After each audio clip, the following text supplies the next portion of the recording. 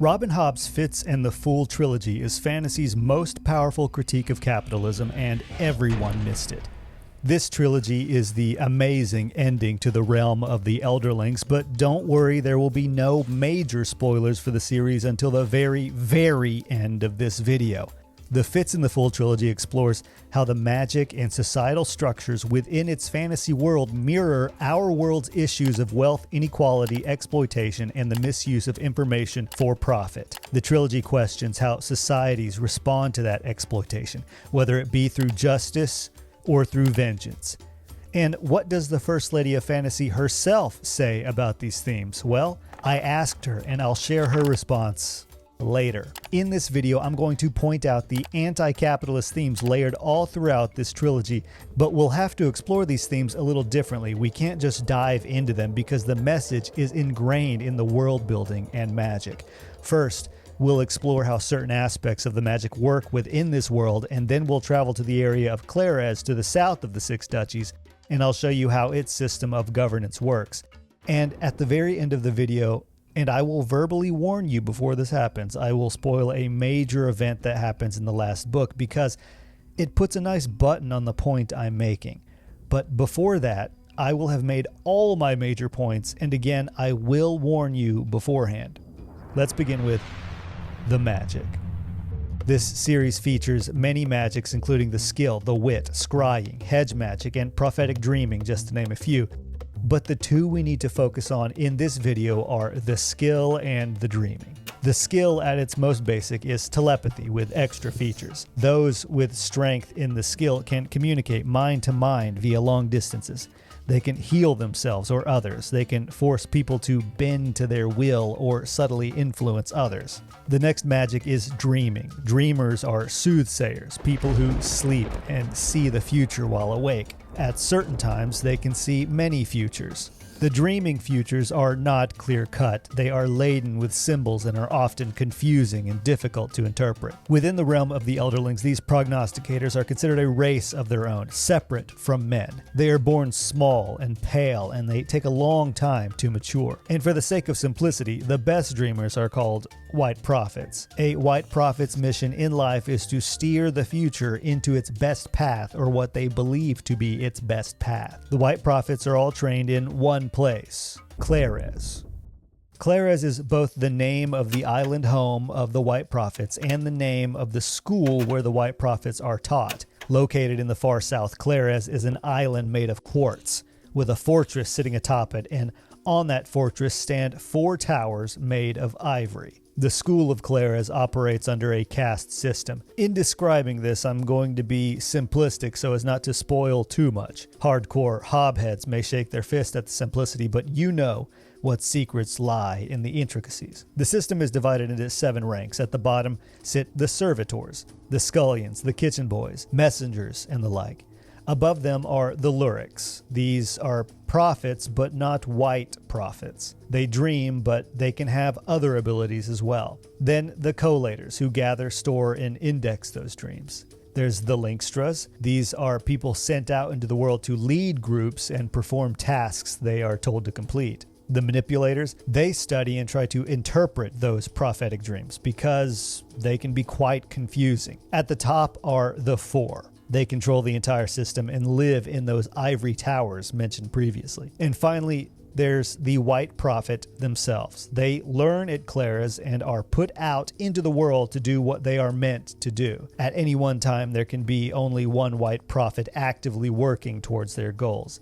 And it is this rule that is the cause of a lot of conflict in the series, but that is a topic for another video. These groups of people, the servitors, lyrics, collators, linkstras, manipulators, the 4, and the White Prophet, together they are known as the servants. Now that you know about the magic and the workers within Clerres, we can discuss theme. At the start, I said the Fitz and the Fool trilogy is fantasy's best critique of capitalism, but how is it so? The books are not a satire with its themes written on its sleeve. No, Robin Hobb weaves the magic and the setting of her world together to make this statement. You see, Clerres is supposed to be a beacon for the world, where a group of people use their magic to make the world a better place. Instead, they make themselves richer. Let's listen to this passage. Ling straws behave as catalysts for the servants. Instead of supporting a true white prophet and allowing him to find his catalyst and change the world as his vision bids, they study all the prophecies and employ the ling straws to set the world in a path that will best benefit them. An example. Say the prediction that a disease that kills sheep will sweep through an area where all depend on sheep for a livelihood. The sheep will die, and the livelihood of all will be destroyed. What might one do? One might study to see what cures there are for a sheep plague, or warn the shepherds to keep their flocks from mingling. Or one might seek to gain from it by buying up wool and good quality breeding stock, so that when disease makes wool scarce and sheep hard to find, one can sell them at a great profit. The servants are using information to profit off a disease or disaster. Similar things have happened in our world. Before the pandemic in our world, 4 senators sold stock in the days before the sickness crashed the market. At the same time, the world's largest companies posted the biggest profits in history as they upcharged you for basic supplies while you stayed home. While all the information in Clerres does serve to make those in charge richer, they also sell information to those who can afford it. You see, the 4 are very much in charge. They use the magic of their underlings to live large in their literal ivory towers. By the way, ivory tower is not just a map from Halo 2. It is a term usually used as a pejorative against the ultra-rich. To say someone lives in an ivory tower means they live in a state of privileged seclusion, uncaring about those living practical lives, and disconnected from the troubles of the real world. In the books, these ultra-wealthy characters stand on the backs of those below them to hoard their wealth, which is yet another familiar tune. The CEO of Spotify made more money in 2024 than any single artist with music on the app. Amazon earned $100 million with the show Beast Games, as Mr. Beast stood above 1,000 average people scrabbling for their share of a quarter of the money. During the pandemic, CEOs in charge of the world's largest companies saw their wealth skyrocket as their lower-tiered workers saw no pay increases. And by the way, this series was completed in 2017. And what does the action of the servants do to the world in Robin Hobb's series? Well, you could say that nearly every horrible major event that happens in these books is due to the direct action or inaction of the servants. Consider that they are in a position of power to know what's coming, and they only work when the outcome is in their own favor. And what do the characters in this series do about the servants? Well, that would be spoiling the final book in the series, and that's for a little later in this video. But what does the author Robin Hobb have to say about these themes? Well, time to find out. But first, if you've made it this far, then continue listening to your heart. You've proven that you like this video, so please feel free to click the like button, unless you're watching out of hate. And subscribe if you wish to see more videos from me. I do not upload regularly, so subscribing is likely the only way you'll find me again. Conclusion. In the realm of the Elderlings, Robin Hobb has created a fantasy world in which she uses magic and world building to make a statement about the unfettered capitalism our world is experiencing now. Or does she? I emailed Robin Hobb presenting my thoughts, and she said this. Stephen Bruce is a writer friend of mine.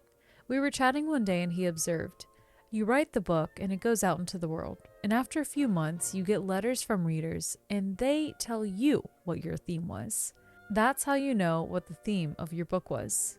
So, sorry to say, but I don't intentionally target capitalism or communism. I don't think I have a theme. No conscious symbolism is in the books. My personal feelings about capitalism are probably rather simplistic. I think that most people and/or cultures are instinctively capitalistic, and that individuals find a resource to claim or exploit for themselves.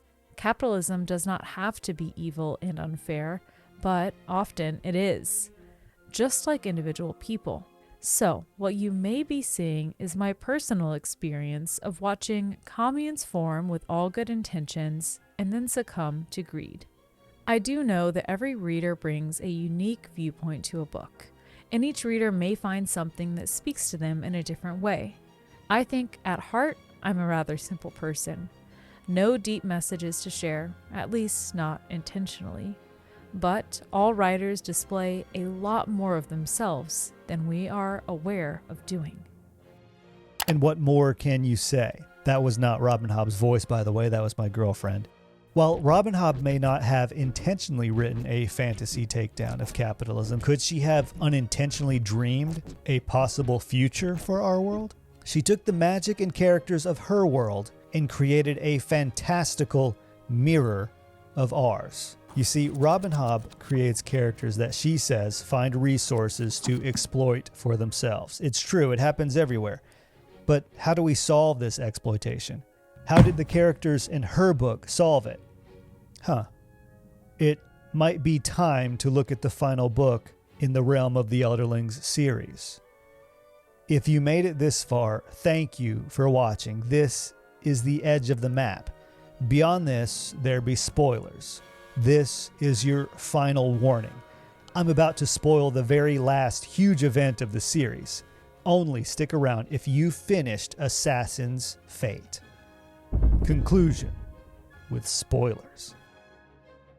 So how do the characters in the Realm of the Elderlings deal with the servants and their impractical wealth and casual malice towards those below them? Well, they burn it all down. Dragons come and raze the city of Clerres, and those in power are thrown from their high status and made to deal with the fury of those they harmed. Pushed too far, the people and the dragons do not dole out justice. They take vengeance.